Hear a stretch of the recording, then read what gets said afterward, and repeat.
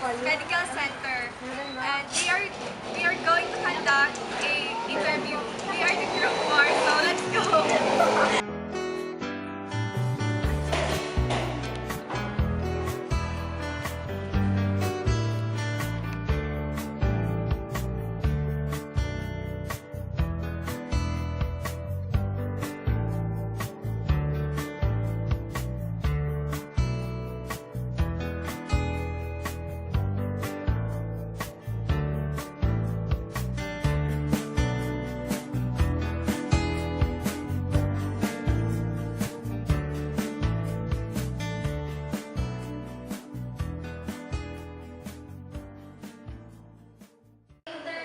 Yung interview ko ngayon is about po yung hospital information system, no?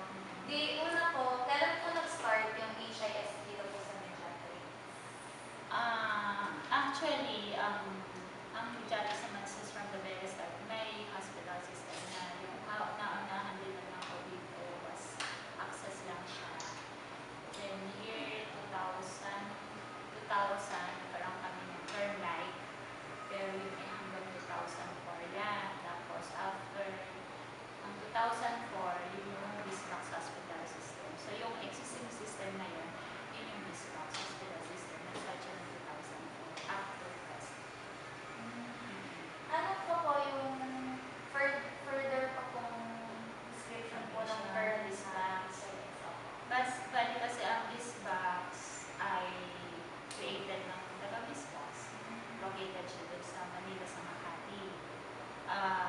Bali ay, ito kasi may dalawang division. Ang hospital system is may front end na tinatawag at saka back end. Pag sinabi mong front end, yun yung patient care.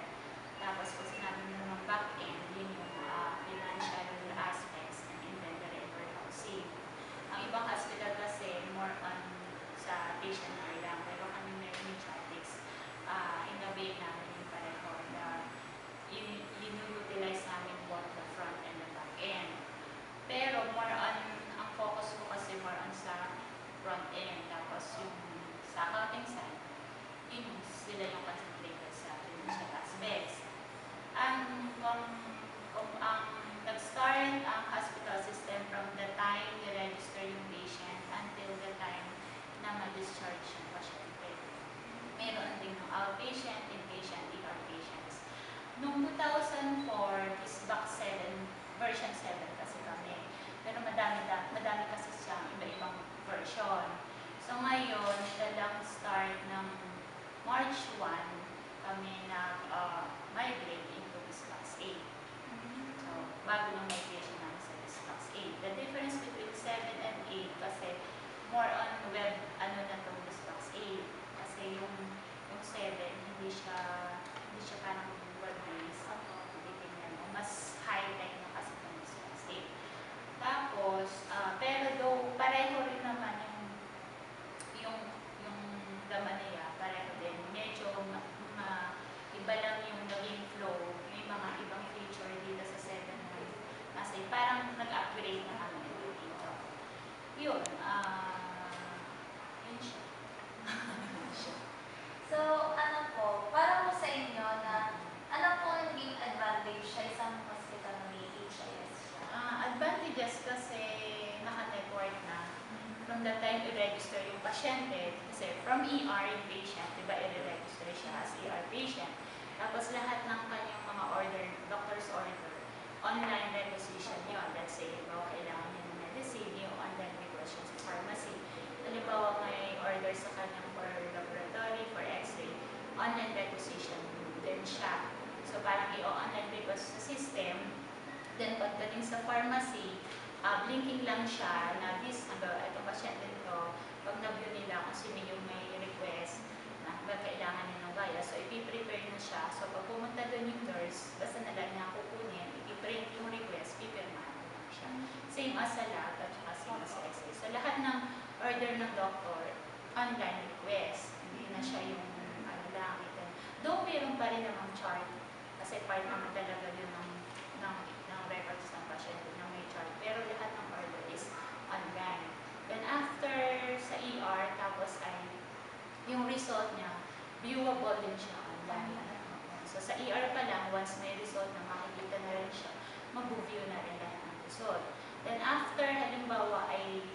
required siya ng doctor na i-admit, online na rin, i-admit yung ER account niya, i-admit din ng admittee. Then, pag in-admit siya sa ang station, viewable din lang siya dun sa station. So, lahat ng transactions sa pasyente, outpatient, inpatient, lahat, even yung result ng pasyente, lahat siya online. Even yung hanggang sa ma-bill out siya at ma-discharge siya. So, online na talaga siya. Yun ang malaking advantages. Wala naman. Yung charting po ba ng mga nurses, naka-sistema po? Ang charting ay still may manual charting pa rin. Hindi naman, though meron din naman sa system kasi meron din tayong medical history or medical summary, mag-review ko rin siya. Pero yung kasi mga doctor's order, yung mga request ganun, hindi naman kasi ang doctor online nag-i-input. So, sa chart pa rin. Pero madaming more on half of yung history ng pasyente. Mag-review mo siya sa system. Tapos, di syempre po, may advantage po, may disadvantage din po pagkakaroon po ng system. Disadvantages, siguro lang, if yung parang halimbawa nagkaroon ng backdown ng system. Kasi syempre, system lahat naman ng system nakakaroon ng backdown or breakdown. So yun, kasi hindi mo masasabi, para kasi yung kumbaga live na once nagkaroon ng problema, yun ang magiging problema kasi syempre pag mga ongoing transaction tapos biglang nagka-backdown ng system, nag-slow down yung kanyang connection, yun yung disadvantages. Kumbaga, kailangan, kung manual siya, kumbaga, dire-diretso yung transaction, yun lang. Ang disadvantages lang yan, yun nga lang, hindi mo masasabi kasi kung kailan masisira yung system, kung kailan makakaproblema.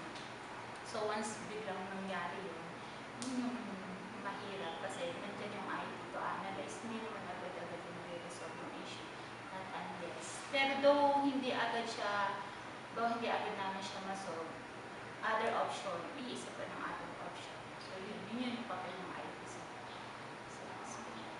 Pero regular naman po yung pagpa-check up nila sa system. Hindi. Siyempre, siya ay everyday basis, 24/7 siya. Kumbaga dapat, talagang siya, 24/7 na nag-work yung system.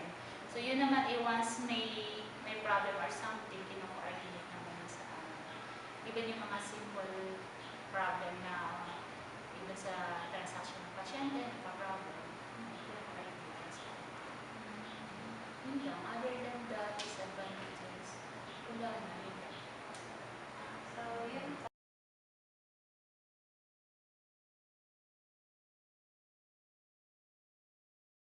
Kasi yung system namin, di ba, HIS. Ang HIS, yun na nga yung BizBox. Tapos, bukod sa BizBox, meron kaming yung sa laboratory system, yung laboratory system from HIS system, bawa for CBCC patient, i-request ng nurse na, or this patient is for CBC. Pagdating sa lab, i-render niya yon. Tapos, pag na-render niya, yung blood niya, i-ano mo siya sa machine, sa HCL. Magbabatungan lang siya. So, ipaprocess from this box yung request, ibabato niya sa HCL system.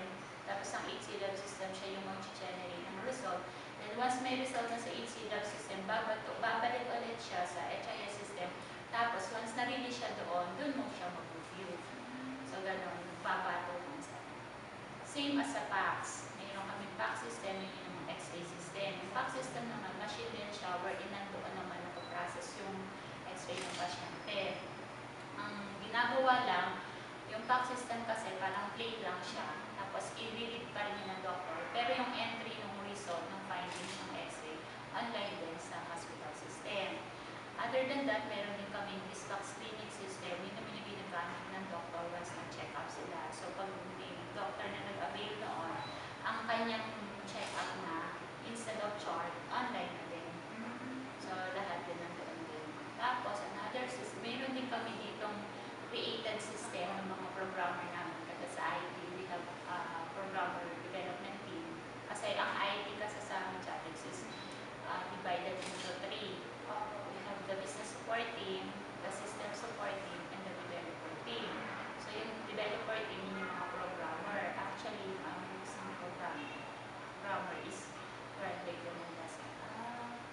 yun, yung web-based system naman is lahat siya ng mga system na nililibas ng department na created ng IT. So doon sa